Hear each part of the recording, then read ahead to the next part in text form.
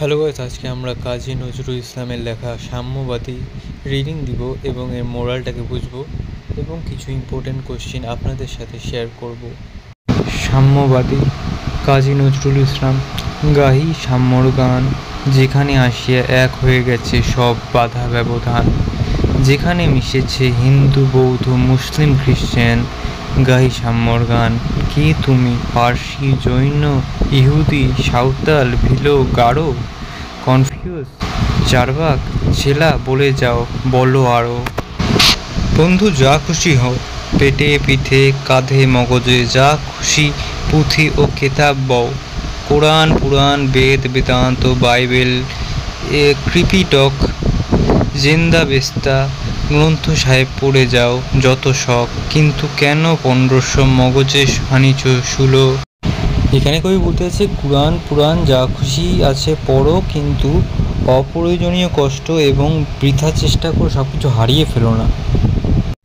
দোকানে কেন এ দর কষাকষি, পথে ফোটে তাজা ফুল, তোমাতে রয়েছে সকল কেতাব সকল কালের জ্ঞান, সকল শাস্ত্র খুঁজে পাবে সখা, খুলে দেখো নিজ প্রাণ। এখানে কবি বলছেন যে আমাদের নিজের মধ্যেই এমন জ্ঞান আছে, আমাদের নিজের ভেতরে দেখলেই সমস্ত জ্ঞান আমরা উপলব্ধি করতে পারবো, এটা কবি বলতে চাইছে।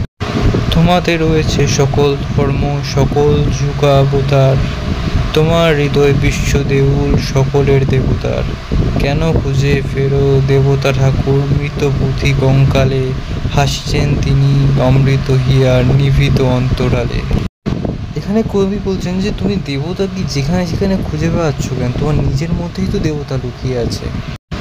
বন্ধু বলিনি ঝুতো ওইখানে এসে লুটাইয়া পড়ে সকল রাজবকুট, এই হৃদয়ের সেই নীলাচল কাশী মধুরা বৃন্দাবন, বুদ্ধ গয়ায় জেরুজালেমে মদিনা, কাবা ভবন মসজিদে এই মন্দিরে এই গির্জায় এই হৃদয়।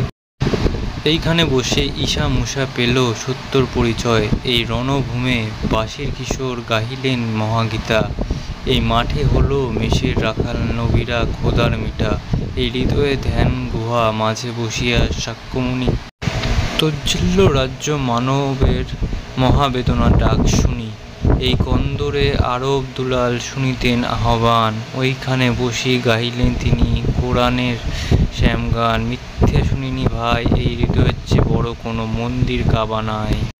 এবার চলো আমরা কয়েকটা ইম্পর্টেন্ট কোশ্চেন দেখে নিই।